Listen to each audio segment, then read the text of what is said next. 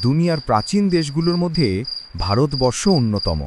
এদেশের হাজার হাজার রূপকথা গল্প রয়েছে। আজ শোনো সেই ভারতবর্ষের এক হতভাগা যুবকের গল্প।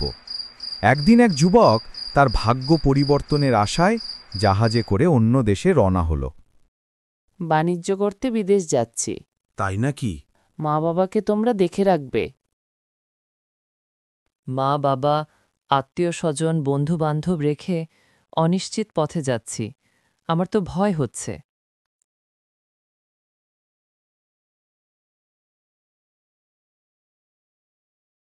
সে জাহাজে উঠল।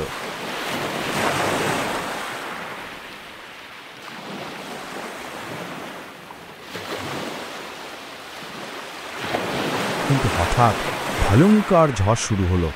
জাহাজ পাহাড়ে ধাক্কা খেয়ে ডুবে গেল। সবাই মারা গেল। বেঁচে রইল শুধু সেই যুবক।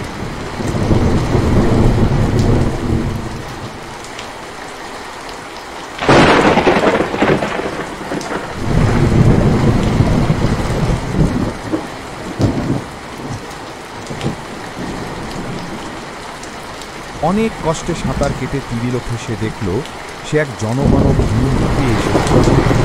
এখানে শুধু অসংখ্য নারকেল গাছ আর নীরবতা। সে নারকেল খেয়ে জীবন বাঁচাল, কিন্তু এক সময় আর কিছুই মুখে রোচে না। ক্ষুধায় সে খুব কষ্ট পেতে লাগল। একদিন সে গাছের নিচে শুয়েছিল। হঠাৎ দেখল আকাশে অদ্ভুত সাদা কিছু ভাসছে। ধীরে ধীরে সেটা কাছে এলো। এটা কোনো পাখি নয়, ওটা একটা উড়ন্ত ঘোড়া। অসম্ভব! কি সুন্দর একটি ঘোড়া আকাশে উঠছে। ঘোড়াটি তীরে এসেই ঘুমিয়ে পড়ল, আর তার পাশেই পড়ে রইল তার জাদুর হীরা।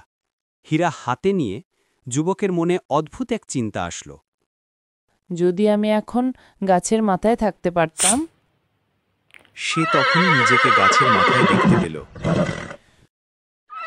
ঘোড়াটি মাথা দিয়ে গাছে আঘাত করতে থাকল। ঘোড়াকে মেরে ফেল। হীরার আঘাতে ঘোড়াটি মরে গেল।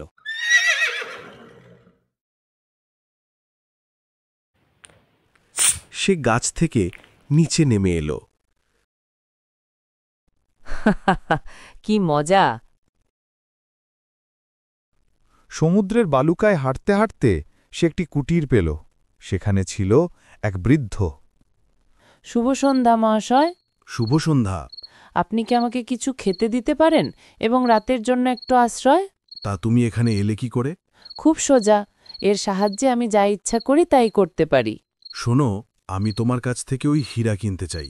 তার বিনিময়ে আমি তোমাকে আমার মায়াবী কুঠারটি দেব। আমি যদি এই কুঠারের হাতলে একটা চাপড় মেরে বলি কাঠ আর আগুন, তখনই কুঠার বনে উড়ে গিয়ে কাঠ কেটে এনে আগুন জ্বালিয়ে দেয়। আমি যদি বলি শিরশ্ছেদ করো, তখনই কুঠার সবচাইতে কাছে যে মাথা পাবে সেটা কেটে ফেলবে। এই রকম আশ্চর্য কাজের কুঠার তুমি সারা দুনিয়ায় দ্বিতীয়টি পাবে না। তাই তো মনে হয়। ঠিক আছে, আপনার প্রস্তাবে আমি রাজি। আমি বললেও শিরচ্ছেদ করবে। কিন্তু জাদুকরের মনে ছিল যুবককে খাসির মতো পুড়িয়ে খেতে।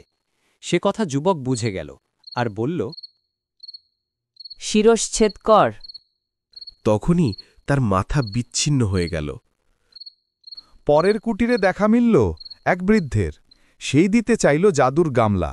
যা চাইবে তাই দেবে, আর উল্টে দিলে নদী হয়ে যাবে। তুমি নদী পার হয়ে এখানে এলে কেমন করে? খুব সোজা। এর সাহায্যে আমি যা ইচ্ছা করি তাই করতে পারি। তোমার ওই হীরকখণ্ড আমি কিনতে চাই।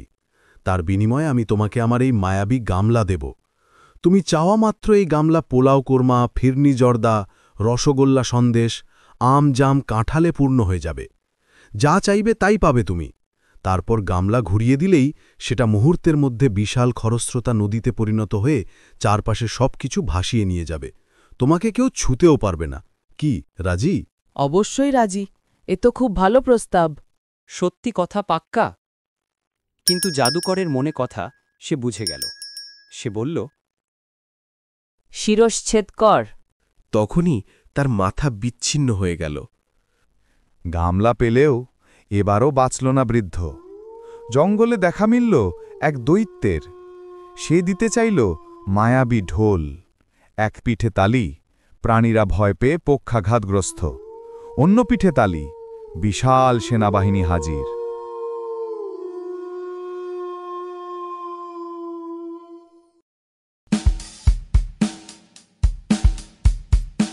এসো এসো, আমার সঙ্গে খেতে বসো। ধন্যবাদ।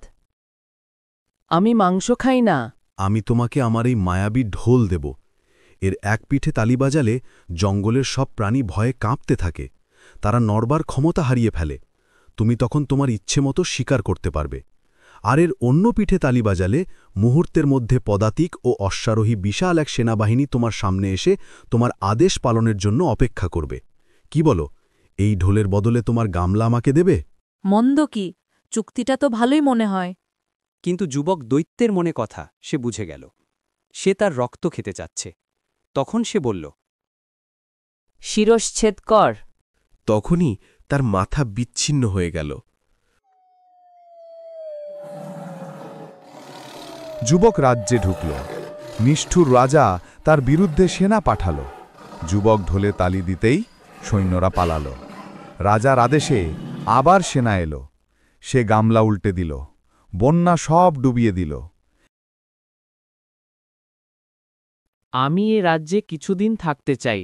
কি অসম্ভব! এই রাজ্যে অন্য কোনো রাজ্যের লোক থাকার চিন্তাও করতে পারে না। তুমি যাও। আমি রাজার সঙ্গে দেখা করতে চাই।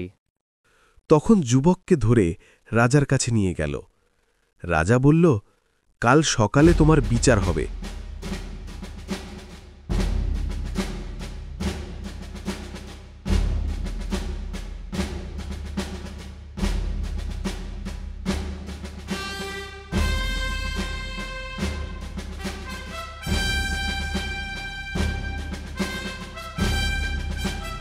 হ্যাঁ যুবক, তুমি এই রাজ্যে প্রবেশ করার জন্য তোমার বিচার হবে।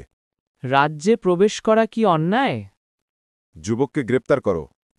আমি দেখাচ্ছি মজা তোমাদের। তখনই যুবক ঢুল বাজাতে শুরু করল।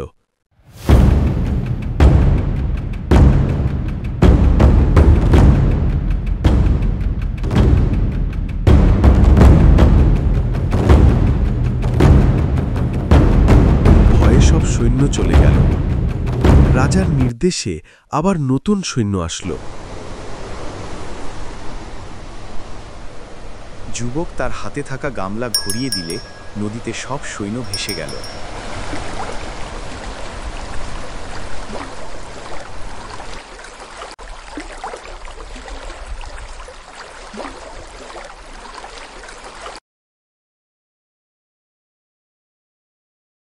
আমাকে মাফ করুন হুজুর, আমি বুঝতে পারি নাই।